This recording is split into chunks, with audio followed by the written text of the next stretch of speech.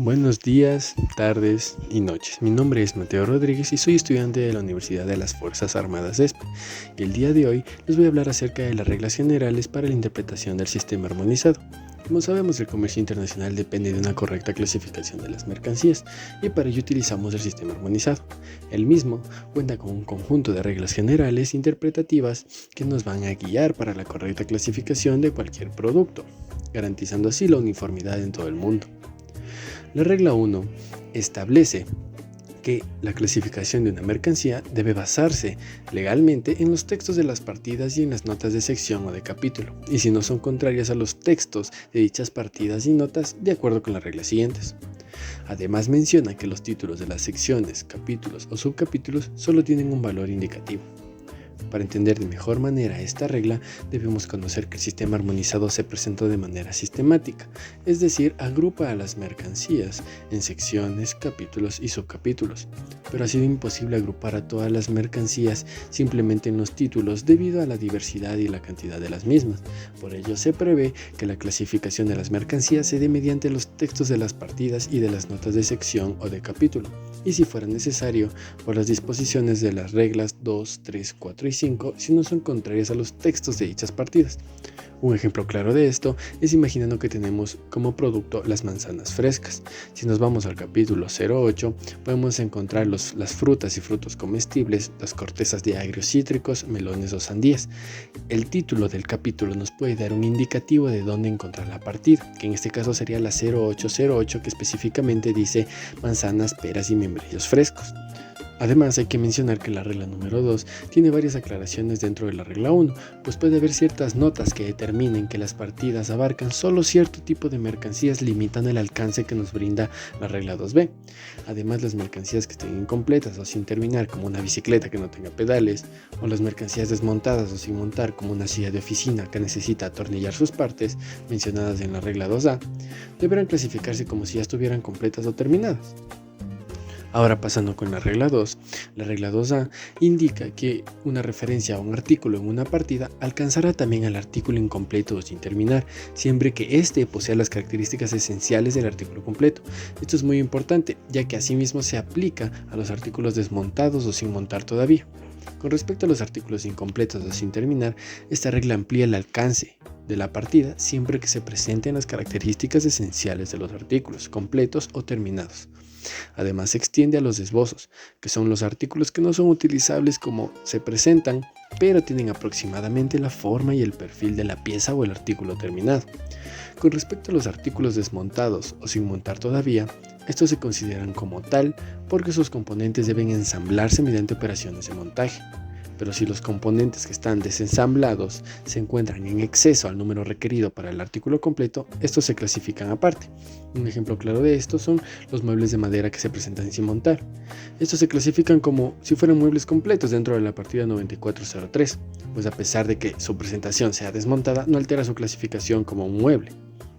Ahora la regla 2b nos habla de que se establece una referencia entre una materia y una partida, y si esta partida incluye dicha materia, incluso mezclada o asociada con otras, asimismo hace referencia a manufacturas de una materia determinada que abarca también las constituidas total o parcialmente por dicha materia, la clasificación de esos productos se efectuará según los principios de la regla 3 porque puede ser susceptible a ser clasificada en dos o más partidas.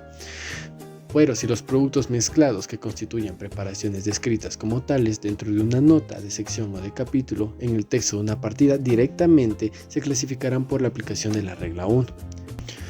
Un ejemplo claro de esta regla puede ser la tela de algodón mezclada con poliéster. ¿Por qué? Porque esta puede ser susceptible a ser clasificada en la partida 5212, que nos habla de los tejidos de algodón, o en la partida 5513, que nos habla de los tejidos de filamentos sintéticos. Entonces ya es susceptible a ser clasificada en dos o más partidas. La clasificación se va a determinar según la materia que predomina en este caso y aplicando la regla 3b para definir el carácter esencial.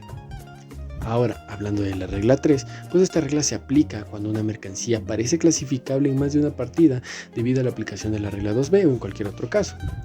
Y se desglosa en 3 métodos que se deben aplicar en orden. La regla 3a nos dice que la partida con una descripción más específica tiene prioridad sobre una partida genérica. Una partida más específica es la que, designa nominalmente un artículo a diferencia de otra que puede comprender una familia completa de artículos, la que identifica de manera más clara y específica y completa la mercancía considerada.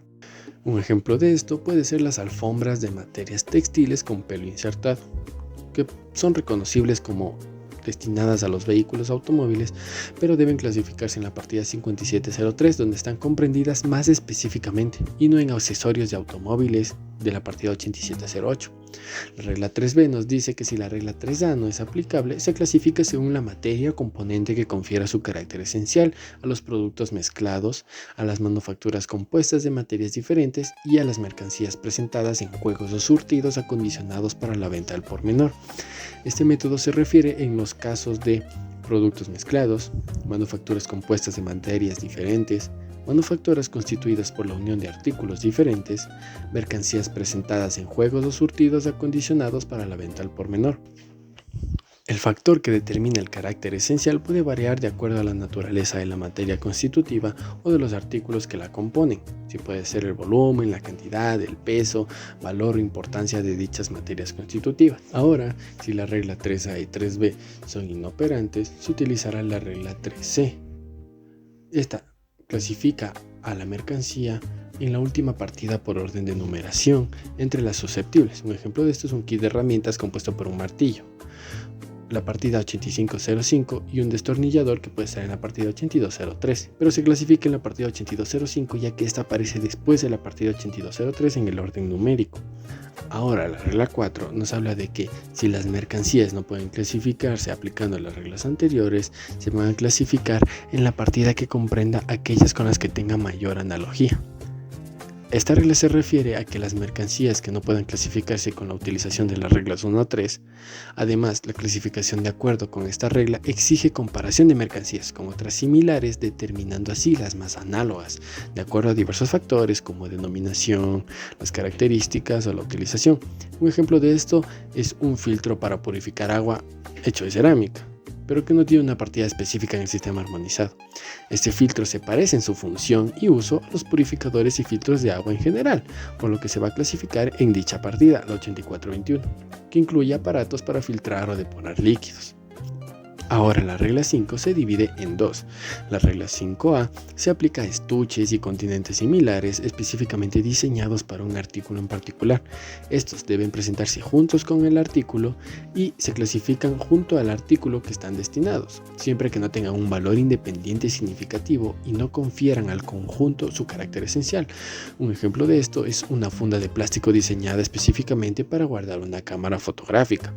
Esta se presenta junto con la cámara y se clasifica con la cámara en la partida 9006, cámaras fotográficas.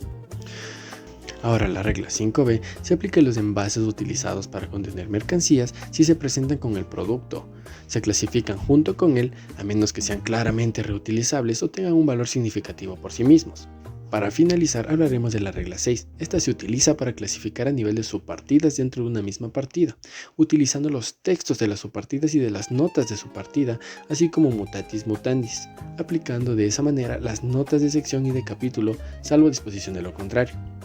Las reglas 1 a 5 precedentes rigen mutatis mutandis. Esto quiere decir que estas reglas utilizadas para clasificar a nivel de partida también se usarán para clasificar a nivel de subpartida, con los ajustes necesarios.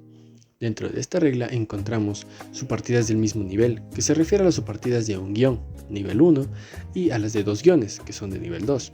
Por ello, cuando ya se ha hecho la elección de la subpartida más específica con un guión y esta además se encuentra subdividida, solo en ese caso se utilizarán las partidas de dos guiones, y estas no deben extenderse más allá del ámbito abarcado por la subpartida de un guión. Un ejemplo de esto es una camiseta de algodón, que se encuentra en la partida 6109. Dentro de esta partida hay varias subpartidas, como la subpartida 610910, que son camisetas de algodón, o la subpartida 610990, que son camisetas de otros materiales. Si la camiseta es 100% de algodón, se clasificará en la partida 610910, ya que describe específicamente el material del producto. Una vez culminada la explicación de todas estas reglas, espero les haya gustado este video y hayan aprendido mucho conmigo. Les mando un gran abrazo y hasta luego.